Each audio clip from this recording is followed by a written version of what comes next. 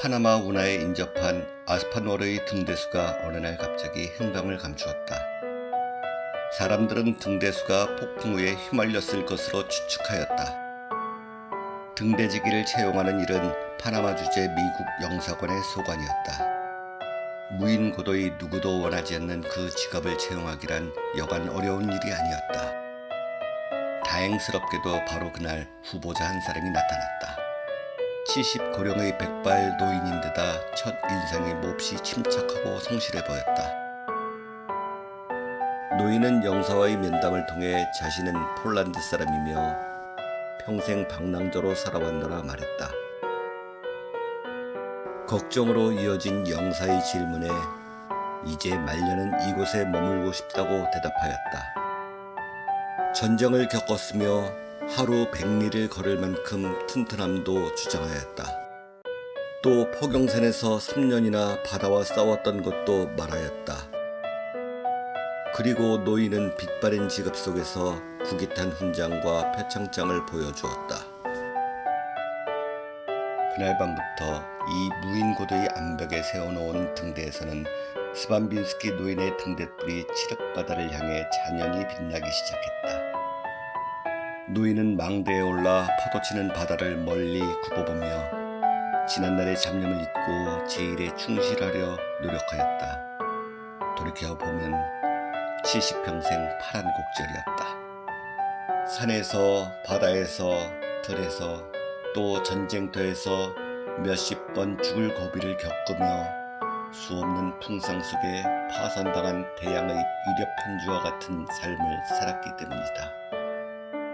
그럼에도 그는 단 한 번도 슬픈 자기 운명을 절망하거나 좌절해 본 적이 없었다. 하지만 검은 머리카락은 이제 백발이 되었고 기력도 쇠진하여지고 눈마저 어두워졌다. 그토록 희망에 가득 찼던 꿈들이 이제는 하나둘 실망의 한숨으로 변해버리고 말았다. 날이 갈수록 그를 더욱 괴롭히는 일은 어릴 때 떠나온 고향에 대한 향수였다.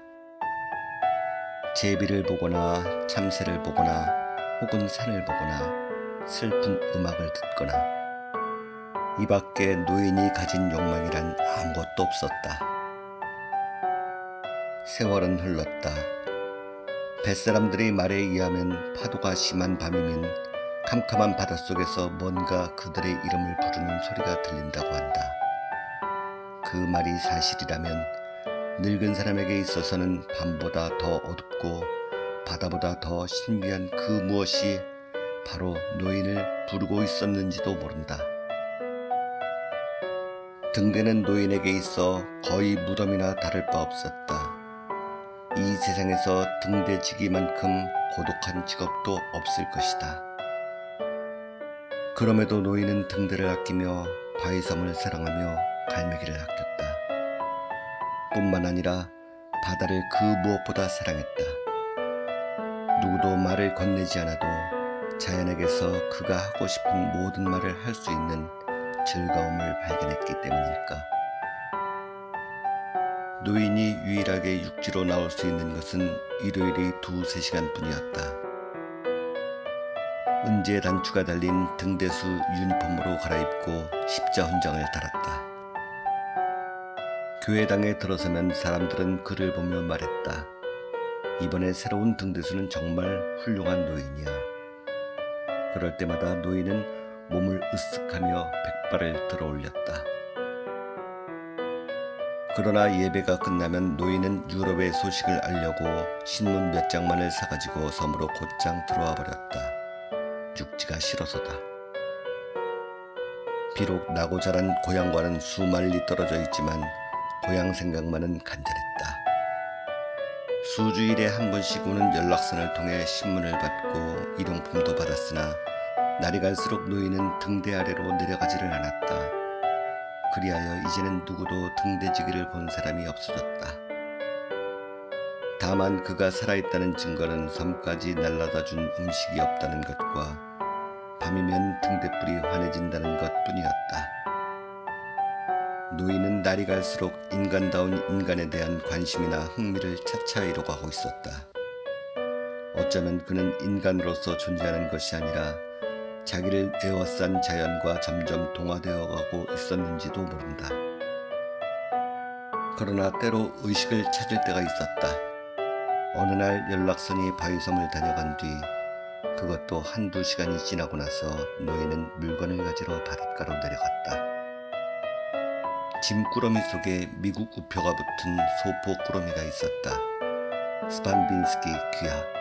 소포를 펼쳐 책을 보던 노인은 갑자기 손을 떨고 신압으로 책을 떨고 말았다. 그 책은 바로 노인의 조국 폴란드의 책이었기 때문이다. 노인은 발신인의 정체에 대해 생각해 보았다.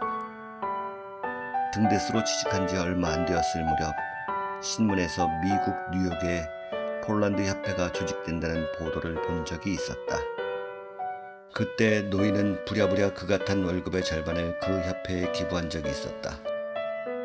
협회에서 노인에게 감사장과 함께 폴란드 책을 몇 권 보내준 것이었다. 무인 고도에서 조국의 책을 받아보다니 얼마나 기적 같은 일인가. 노인은 눈을 지그시 감았다. 그러자 아득히 먼 곳에서 노인의 이름을 부르는 그리운 목소리가 물결에 실려왔다.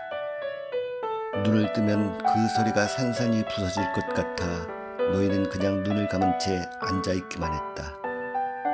노인은 다시 두 번째 책을 집어들었다. 폴란드의 유명한 시인의 시집이었다. 그의 심장은 몹시 뛰었다.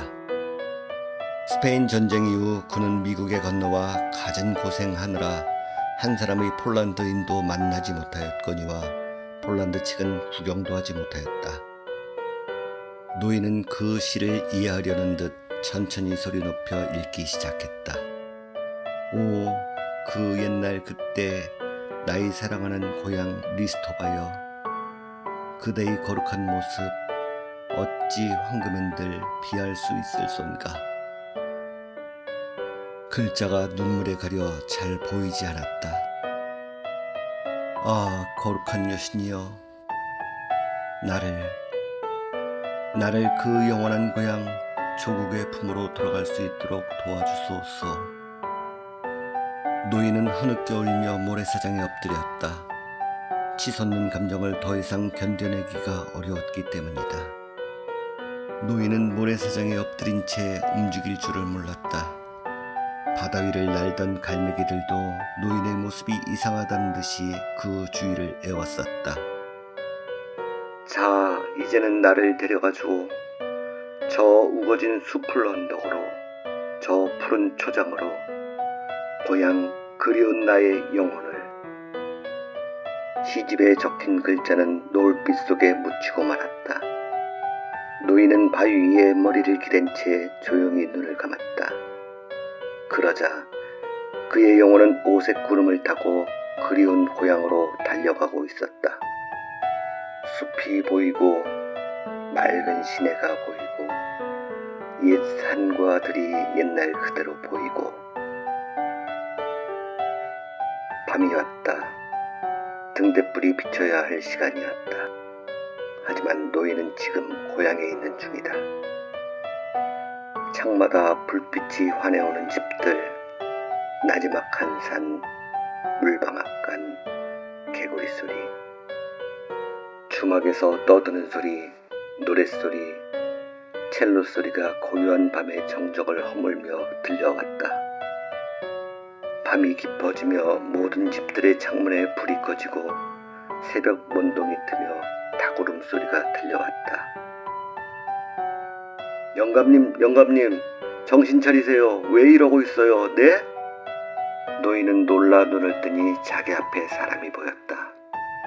그러나 아직까지도 노인의 뇌리에는 고향에 대한 꿈이 거치지 않고 있었다. 왜 아직까지 등대불을 켜지 않았어요? 등대불 때문에 야단이 났어요. 지나가던 배가 모래톱에 얹혔어요. 보나마나 영감님은 파면당할 거예요. 어서 영사관으로 가보세요. 3일 뒤에 노인은 뉴욕행 여객선에 몸을 싣고 있었다. 이제 그에게는 다시 방랑이 시작되는 순간이었다.